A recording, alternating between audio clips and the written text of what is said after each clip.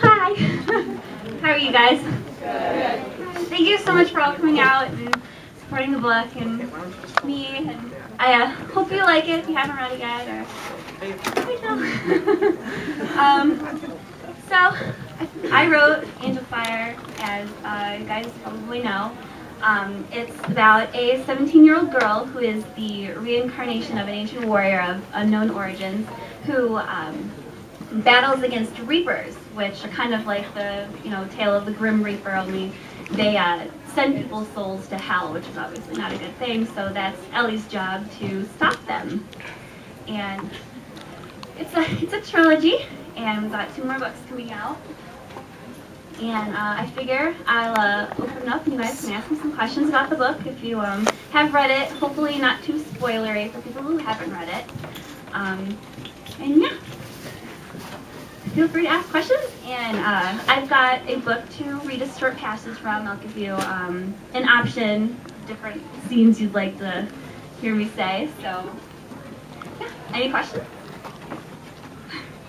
Yes. Can you talk a little bit about NaNoWriMo? I believe that's how you wrote the first draft.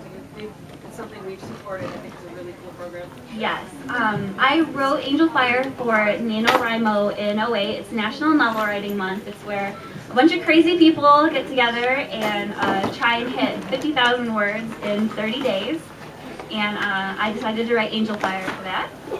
And it actually took me 39 days to write the 70,000 word first draft. And then I queried and got an agent in February.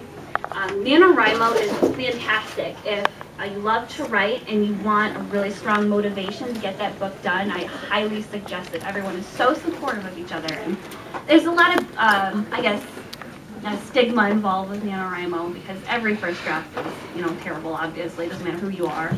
And people just don't take it seriously, and I definitely think it should be taken seriously. It's a wonderful program. Very fun. Every year you've got to do it. Anyone else?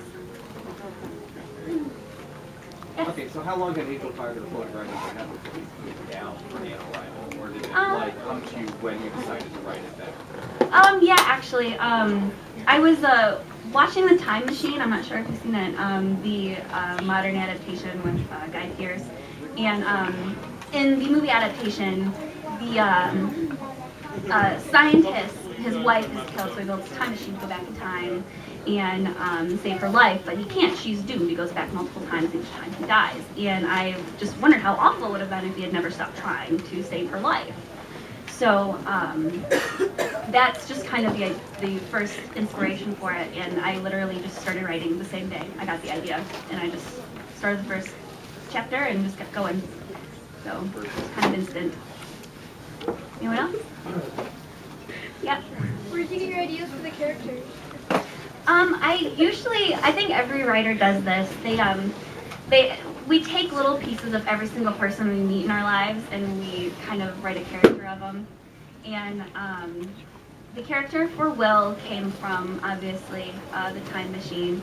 And Ellie's character, I love Sailor Moon, and I wanted to write a character. This is kind of a reluctant hero, kind of a bubblehead, a lot of fun, But she takes her duty seriously when it gets down to it, and I just wanted to write a character a lot like Sailor Moon. I know a lot of people compare it to Buffy, and I don't think she's very much like Buffy. Like, she kicks a lot of butt, but I think she's a lot more like Serena from She's a loser. Anyone else? So when you decided to write for this group that you mentioned, which I don't have any idea what you're talking about, but you've been writing before then? Yes. I've always been writing as long as I can remember. Just coming up with stories. Before I learned how to read and write, I would kind of tell tall tales to my teachers. I think my first story was I told my first grade teacher that I had a older sister, but she was eaten by rats in the attic. And I think she did a phone call, didn't she? Yep. She called my mom. So, that was good times. Yeah. And then I learned how to write them in books. So, and I had library books that I wrote and drew pictures on the inside of the covers and got in a lot of trouble. I was a bad kid. So, yep, just start writing and that's pretty much what you do. Hi, by the way, thank you for coming. Are you in your riding boots? You smell really bad. It's okay. Horse people. My horse and her horse are friends. Oh, kind of. They don't really like each other much. It's okay. Pia still doesn't have any friends. Yep. Anyone else? Do you have a question, Caitlin? What's Angel Fire about? It's about a girl with a really cute boy, and she fights monsters with swords that light up in fire. Yeah, and you're not allowed to read it. Wait like 10 years, okay?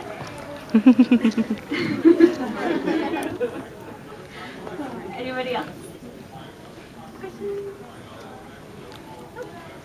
Want me to read? Oh, yes. Have you written the other books in the trilogy? Yes. The second book, Wings of the Wicked, is in copy edits right now, and we should have arcs pretty soon. I just saw the cover for it, and it's so pretty. I can't wait to show everybody. A couple of people have seen it. But it's just the cover crumb, so it's not final. And I'm working on the third book right now. So hopefully I can get it done in a couple months. And it's really cool, just kind of getting bigger and better. And I'm really excited. You guys will really like the second book. It's crazy. Did you already know where you were going to go with the other two books, or are they kind of growing as they go? I'm a psychotic outliner. My outlines are always at least 5,000 words, sometimes 10,000. And as soon as I had the first idea for the book, I was like, okay, book 1, book 2, book 3. And for a trilogy, it's actually really difficult to write because you have to have an overall story arc. A lot of people look at, an idea for a first book and they don't look ahead to make sure that the 3 books are, they form a larger picture. So I had main obstacle for the first book, main obstacle for the second book, and then main obstacle for the third book, just to tie it all together. Anybody? Yes, my hair is naturally curly. I'm sure a lot of people have asked me that because I get it asked like 40 times a day.